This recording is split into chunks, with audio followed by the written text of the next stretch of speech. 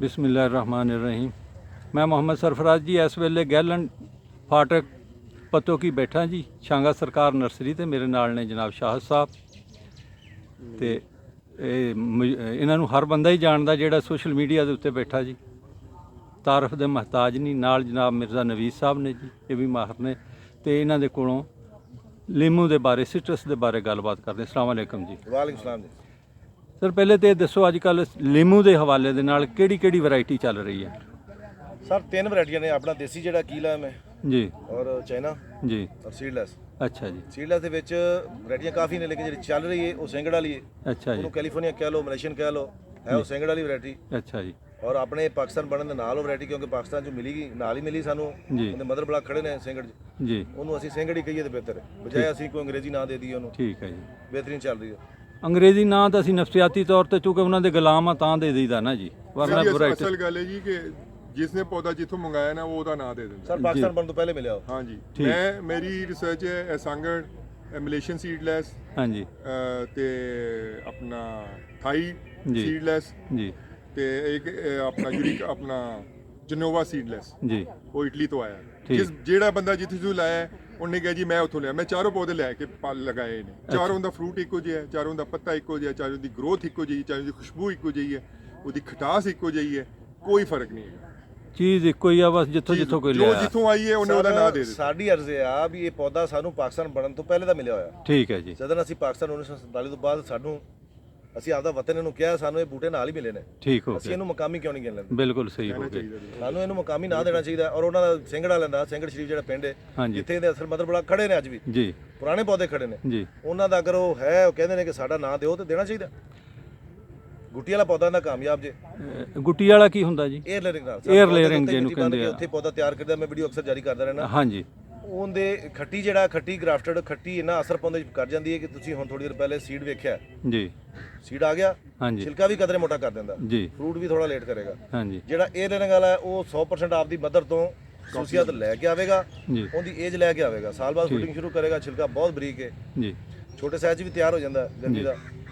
ਤੁਸੀਂ ਨਹੀਂ ਤੋੜੋਗੇ ਤੇ ਗਿਰੇਗਾ ਨਹੀਂ, ਪੱਕ ਕੇ ਗਿਰਦਾ ਨਹੀਂ ਜਲਦੀ। जी ਇਹ 2-3 ਮਹੀਨੇ ਉੱਤੇ ਮੋਟਾ ਹੁੰਦਾ ਰਹਿੰਦਾ। ठीक हो गया ਔਰ ਰਸ ਦੇ ਲਿਹਾਜ਼ ਨਾਲ ਜਿਹੜਾ ਦੋਸਤ ਤੁਸੀਂ ਆਪਦੇ ਮੀਡੀਆ ਦੇ ਥਰੂ ਕਹਿਦਾ ਜਿਹਨੂੰ ਚਾਹੀਦਾ, ਜਿਹਨੇ ਚੈੱਕ ਕਰਨਾ, ਅਸੀਂ ਉਹਨੂੰ ਚੈੱਕ ਕਰਵਾ ਦਿਆਂਗੇ। जी वो ठीक हो। अच्छा ਇਹਨੂੰ ਲਗਾਉਣ ਦਾ ਬਿਹਤਰ ਮੌਸਮ ਕਿਹੜਾ? ਅਗਸਤ ਤੋਂ ਮਾਰਚ ਤੱਕ। ਅਗਸਤ ਤੋਂ ਮਾਰਚ ਤੱਕ, ਸਰਦੀਆਂ 'ਚ ਵੀ ਲੱਗਦਾ ਰਹਿੰਦਾ? ਜੀ ਸਰ। ਜੀ ਇਹ ਬੜਾ ਲੰਬਾ ਸੀਜ਼ਨ ਹੈ ਜੀ। ਜਦੋਂ ਜ਼ਮੀਨ ਅਵੇਲੇਬਲ ਹੋਵੇ ਲਾ ਲੈਣਾ ਚਾਹੀਦਾ। ਇੱਕ ਖੇਤ 'ਚ ਕਿੰਨੇ ਬੂਟੇ ਲਾਣੇ ਚਾਹੀਦੇ ਆ? 200 ਸਰ ਮੈਕਸਿਮਮ। ਮੈਕਸਿਮਮ 200। ਉਹ ਜਿਹੜਾ ਅੱਜ ਕੱਲ੍ਹ ਟ੍ਰੈਂਡ ਚੱਲਿਆ ਆ 500 1000 600 ਉਹ ਨਹੀਂ ਲਾਣੇ ਚਾਹੀਦੇ? ਸਰ ਲੈਮਨ ਜਿਹੜਾ ਨਾ ਜੀ 200 ਮੈਕਸਿਮਮ ਹੈ। ਠੀਕ ਅਗਰ ਹੈ ਇਸ ਤੋਂ ਤੁਸੀਂ 10 ਬੂਟੇ ਵੀ ਉੱਤੇ ਜਾਂਦੇ ਤਾਂ ਹੋ ਸਕਦਾ ਹੈ ਤਾਂ ਅਗਲੇ ਸਾਲ ਜਿਹੜਾ ਉਹਨੂੰ ਜ਼ਿਮੀਦਾਰ ਪਰੇਸ਼ਾਨ ਹੋ ਜਾਏ, ਮੈਂ ਕਰਨਾ ਕੀ। ਅੱਛਾ ਜੀ। ਇਹ ਕਹਿੰਦੇ ਨਾ ਜੀ ਪ੍ਰੂਨਿੰਗ ਦੇ ਤਰੀਕੇ ਵੀ ਬੜੇ ਸਾਇੰਸਦਾਨ ਨੇ, ਜੀ ਪ੍ਰੂਨਿੰਗ ਕਰਾਂਗੇ ਜੀ ਇੰਜ ਕਰਾਂਗੇ। ਉਹਨੂੰ ਕਹੋ ਆਓ ਸਿਟਰਸ ਦੀ ਪ੍ਰੂਨਿੰਗ ਤਾਂ ਕਰਕੇ ਦਿਓ ਕਿਸੇ ਦੀ, ਠੀਕ ਹੈ ਜੀ। ਕਿਸੇ ਤੁਰਸ਼ਾਵਾ ਫਲ ਦੀ ਸਾਨੂੰ ਪ੍ਰੂਨਿੰਗ ਕਰਕੇ ਵਿਖਾ ਦੇਣ। ਠੀਕ ਹੈ ਜੀ। ਇਹ ਕਰ ਨਹੀਂ ਸਕਦੇ, ਠੀਕ ਹੈ ਜੀ। ਹਰ ਬੰਦੇ ਦੇ ਵਾਸਤੇ ਰੋਗ ਨਹੀਂ ਹੈਗਾ। ਅੱਛਾ ਜੀ। ਗਾਵਾ 2600 ਪੌਦੇ ਤੇ ਲੈ ਗਏ ਨੇ, ਜੀ 1500 ਪੌਦੇ ਤੇ ਲੈ ਗਏ ਨੇ। ਇਹ 600-800 ਪੌਦੇ ਦੇ ਉੱਤੇ ਗਾਵਾ ਵੀ ਚਲਾ ਕੇ ਕੇਕੜ ਚ ਵਹਾ ਦੇਣਾ। ਅਜੇ ਤਾਂ 2-3 ਸਾਲ ਹੋਏ ਨੇ, ਅੱਗੇ ਚੱਲਣ ਦਿਓ। ਰਿਜ਼ਲਟ ਆਏਗਾ ਤਾਂ ਅਜੇ ਰਿਜ਼ਲਟ ਆਵੇਗਾ। ਰਿਜ਼ਲਟ ਉਦੋਂ ਆਵੇਗਾ ਜਦੋਂ 5-6 ਸਾਲ ਬਾਅਦ ਅਸੀਂ ਕਹਾਂਗੇ ਹਾਂ ਜੀ ਹੁਣ ਸਾਡੇ ਬਾਗ ਸਟੇਬਲ ਚੱਲ ਰਹੇ ਨੇ। ਜੀ। ਅੱਛਾ ਸਰ ਇਹਦਾ ਦੱਸੋ, ਤੁਸੀਂ ਇਹਦੀ ਹਿਫਾਜ਼ਤ ਜ਼ਮੀਨ ਟੈਸਟ ਕਰਾਈ, ਪੌਦੇ ਲਾ ਲਏ, ਉਹਦੇ ਤੋਂ ਬਾਅਦ ਇਹਦੀ ਕੀ ਸਰ ਰੇਤਲੀ ਮਹਿਰਾ ਜ਼ਮੀਨਾਂ 'ਚ ਚੱਲਦਾ ਹੈ। ਲਿਮੂ ਹਾਂਜੀ ਸੀਡਲੈਸ, ਪਾਣੀ ਖੜਾ ਹੁੰਦਾ ਉੱਥੇ ਨੇ ਨਹੀਂ ਚੱਲਦਾ। ਇਹ ਵੀ ਪਾਣੀ ਖਿਲਾਉਣ ਵਾਲੀਆਂ ਜ਼ਮੀਨਾਂ 'ਚ ਨਹੀਂ ਲਗਾਉਣਾ ਚਾਹੀਦਾ। ਪਪੀਤੇ ਨਾਲ ਤਾਂ ਬਹੁਤ ਜ਼ਿਆਦਾ ਪਾਵਰ ਇਹਦੀ। ਹਾਂਜੀ ਉਹਦੇ ਨਾਲ ਤਾਂ ਬਹੁਤ ਢੀਠ ਹੈ ਜੀ, ਇਹ ਮੈਂ ਦੇਸੀ ਲਫ਼ਜ਼ਾਂ 'ਚ ਕਹਾਂਗਾ।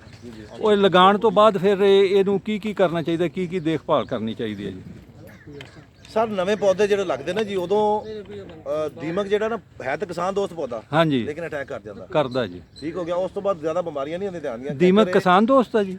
ਦੀਮਕ ਕਦਰੇ ਕਿਸਾਨ ਦੋਸਤ। ਅੱਛਾ ਜੀ। ਸਾਡੇ ਉਹ ਖੇਤਾਂ ਦੇ ਵਿੱਚੋਂ ਜਿਹੜੇ ਸਾਡੇ ਖਤਮ ਹੋਈ ਚੀਜ਼ਾਂ ਨੇ ਜੀ, ਉਹ ਖਾ ਰਹੀ ਹੁੰਦੀ, ਠੀਕ ਹੈ ਜੀ। ਲੇਕਿਨ ਵੱਧ ਕਿਸਮ ਦੀਆਂ ਕਈ ਚੀਜ਼ਾਂ ਸਾਡੀਆਂ ਉਹ ਜ਼ਿੰਦਾ ਵੀ ਖਾ ਜਾਂਦੀ ਨਾਲ। ਸਹੀ ਹੈ ਜੀ। ਠੀਕ ਹੋ ਗਿਆ ਜੀ। ਠੀਕ ਹੈ ਬਿਮਾਰੀਆਂ ਇਹਦੇ ਤੇ 2 ਜਾਂ 3 ਹੀ ਨੇ।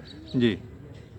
ਲੀਫ ਮਾਈਨਰ ਆਮ ਆ ਜਾਂਦਾ, ਜੀ ਬਾਈਫੈਂਥਰੀਨ ਦਾ ਸਪਰੇਅ ਕਰੋ, ਰਿਪੀਟ ਕਰਨੇ ਪੈਂਦੇ। ਬਾਈਫੈਂਥਰੀਨ, ਹਾਂਜੀ ਹਾਂਜੀ ਕੈਂਕਰ ਹੈ, ਕੈਂਕਰ ਵਾਸਤੇ ਕਾਪਰ ਆਕਸੀਕਲੋਰਾਈਡ ਜਾਂ ਬੋਰਡੋ ਪੇਸਟ, ਠੀਕ ਹੈ ਜੀ। ਉਹਦਾ ਹੀ ਸਪਰੇਅ ਕਰੋ। ਬੋਰਡੋ ਪੇਸਟ ਲਾ ਵੀ ਦਿਓ, ਹਾਂਜੀ ਫਲੱਡ ਵੀ ਕਰ ਦਿਓ, ਸਪਰੇਅ ਵੀ ਕਰ ਦਿਓ। ਬੋਰਡੋ ਪੇਸਟ ਜਰਾ ਦੱਸਿਓ ਕੀ ਨੀਲਾ ਹੁੰਦਾ? ਤੋਤਾ ਤੇ ਚੂਨਾ ਸਰ ਹੁੰਦਾ। ਇਹ ਇਹਨਾਂ ਦੀ ਨਿਸਬਤ ਕੀ ਹੁੰਦੀ ਆਪਸ ਦੇ ਵਿੱਚ? ਸਰ ਮੁਖਤਲਿਫ ਹੈ, 1 ਕਿਲੋ ਨੀਲਾ ਤੋਤਾ ਜਾਂ 1 ਕਿਲੋ ਚੂਨਾ ਹੈ, ਲੇਕਿਨ ਸਾਡੇ ਕਿਉਂਕਿ ਕੈਲਸ਼ੀਅਮ ਦਾ ਮਸਲਾ ਹੈ, 2 ਕਿਲੋ ਚੂਨਾ, ਜੀ 1 ਕਿਲੋ ਨੀਲਾ ਤੋਤਾ 10 ਲੀਟਰ ਪਾਣੀ 'ਚ ਅਲੱਗ-ਅਲੱਗ ਤੁਸੀਂ ਉਹਦਾ ਪੇਸਟ ਬਣਾ ਲਓ, ਜੀ ਮਿਕਸ ਕਰਕੇ ਉਸ ਤੋਂ ਬਾਅਦ ਤੁਸੀਂ ਉਹਨੂੰ ਬ੍ਰਸ਼ ਨਾਲ ਪੌਦੇ ਤੇ ਲਾ ਦਿੰਦੇ ਤਾਂ ਜੀ 3 ਤੋਂ 4 ਫੁੱਟ ਤੱਕ 5 ਫੁੱਟ ਤੱਕ। ਜੀ ਉਹਨੂੰ ਅਗਰ 100 ਲੀਟਰ ਚ ਲੈ ਜਾਓਗੇ ਤੇ ਤੁਸੀਂ ਉਹ ਸਪਰੇਅ ਕਰ ਸਕਦੇ ਹੋ। ਠੀਕ ਹੋ ਗਿਆ ਜੀ। ਨੀਲਾ ਤੋਤਾ ਵੈਸੇ ਵੀ ਤੁਸੀਂ ਅਗਰ 4-5 ਕਿਲੋ ਜ਼ਮੀਨ ਦੇ ਵਿੱਚ ਫਲੱਡ ਕਰ ਦਿੰਦੇ ਜੇ ਹਾਂਜੀ ਤੇ ਉਹ ਬਿਹਤਰੀਨ ਹੈ।